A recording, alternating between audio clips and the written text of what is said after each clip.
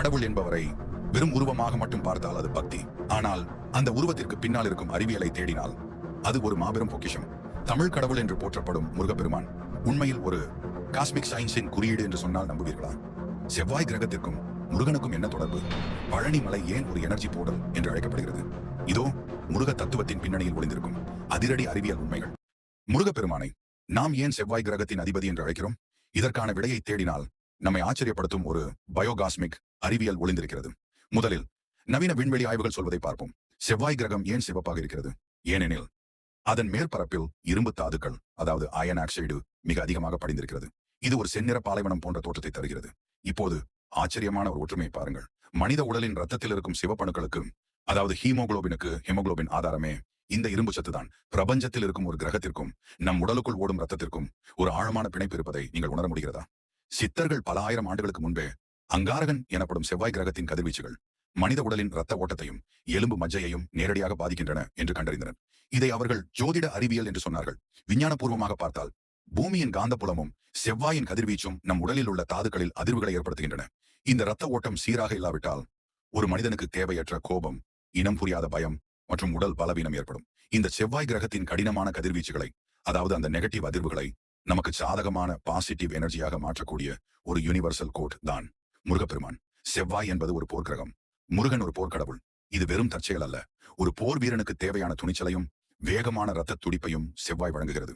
அதனால்தான் செவ்வாய் தோஷம் உள்ளவர்கள் அல்லது ரத்தம் சம்பந்தமான பிரச்சனை உள்ளவர்கள் முருகனை தியானிக்கும் போது அந்த பிரபஞ்ச ஆற்றல் அவர்கள் உடலில் ஒரு ரசாயன மாற்றத்தை ஏற்படுத்தி ஆரோக்கியத்தை மீட்டெடுக்கிறது.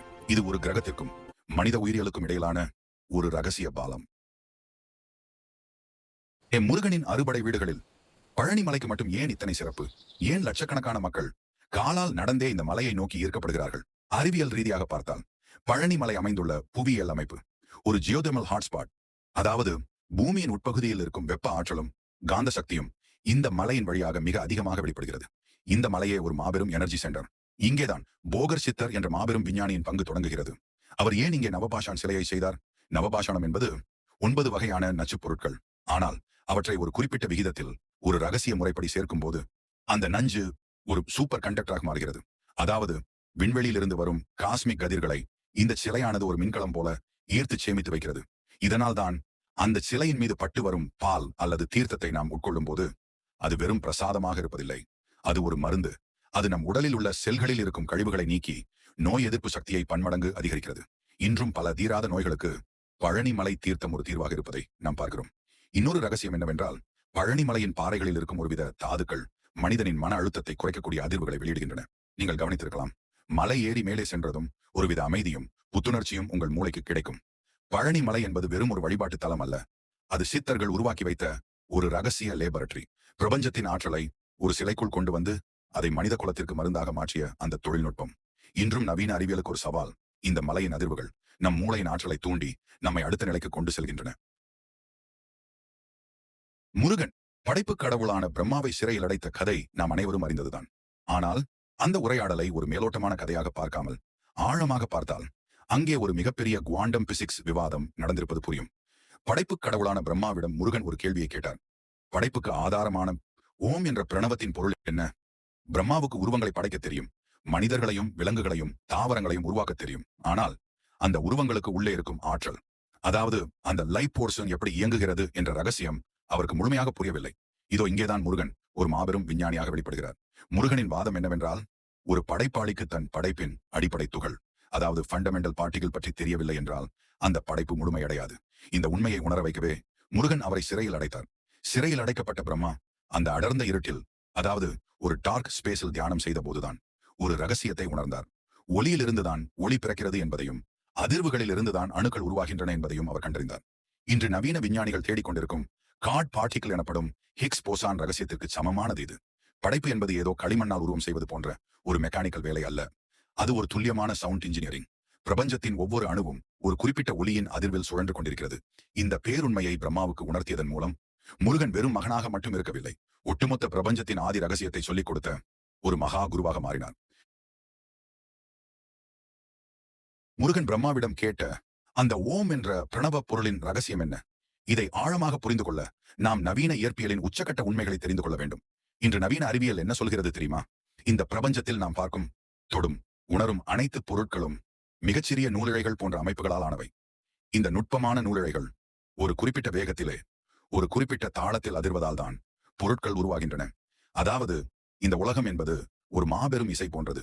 அந்த இசையின் அதிர்வுகள் மாறினால் பொருளின் தன்மையும் மாறும். இதைத்தான் முருகன் பல ஆயிரம் ஆண்டுகளுக்கு முன்பே ஓம் என்ற ஒற்றை சொல்லில் விளக்கினார். ஓம் என்பது இந்த பிரபஞ்சத்தின் அடிப்படை ஒலி. இதை அறிவியல் ரீதியாக சொன்னால் இதுதான் பிரபஞ்சத்தின் ஆதி அதிர்வு. எதுவுமே இல்லாத, ஒன்றுமே இல்லாத ஒரு வெற்றிடத்தை நாம் எடுத்துக்கொண்டால் கூட அங்கே நுட்பமான ஆற்றல் அலைகள் ஓடிக்கொண்டே இருக்கும். இந்த ஓம் என்ற அதிர்வுதான் அந்த ஆற்றல் அலைகளை ஒருங்கிணைத்து துகள்களாக மாற்றுகிறது. அந்த துகள்கள் ஒன்று சேர்ந்து அணுகளாக மாறுகின்றன.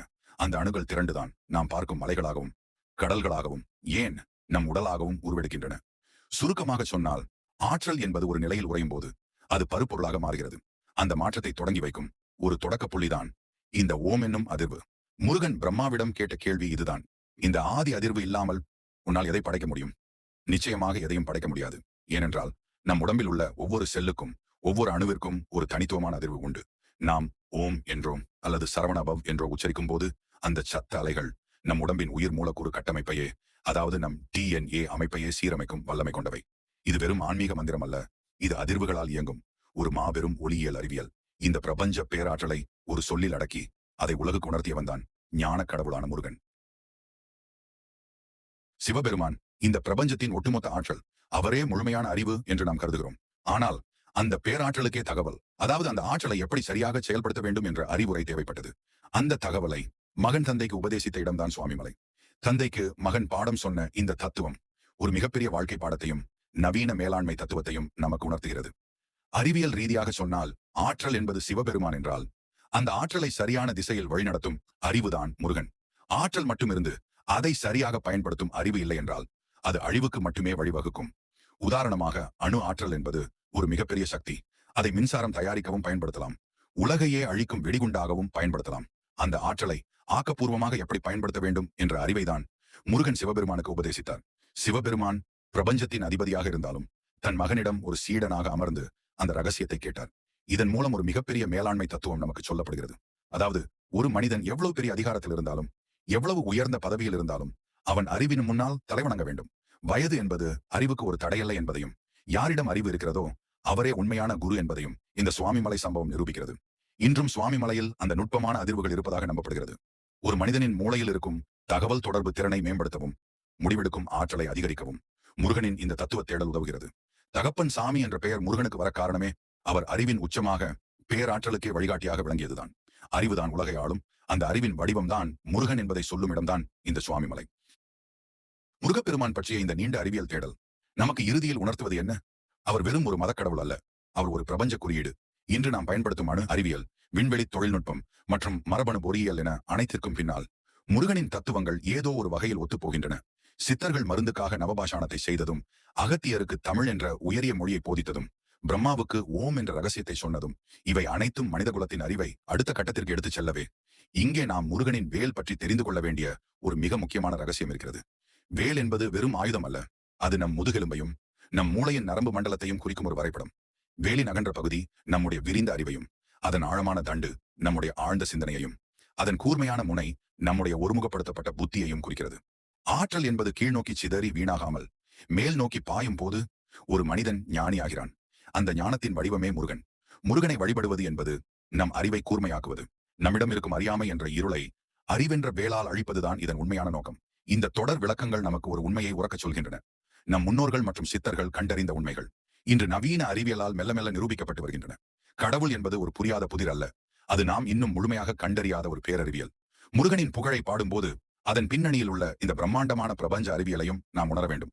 இந்த தகவல்கள் உங்களுக்கு ஒரு புதிய தேடலை தந்திருக்கும் என்று நான் உறுதியாக நம்புகிறேன். அறிவின் வழியில் நடப்போம், உண்மையை உணர்வோம். இது போன்ற இன்னும் பல ரகசியங்களை நமது அடுத்தடுத்த வீடியோக்களில் தொடர்ந்து காண்போம். வெற்றிவேல் முருகனுக்கு அரோகரா.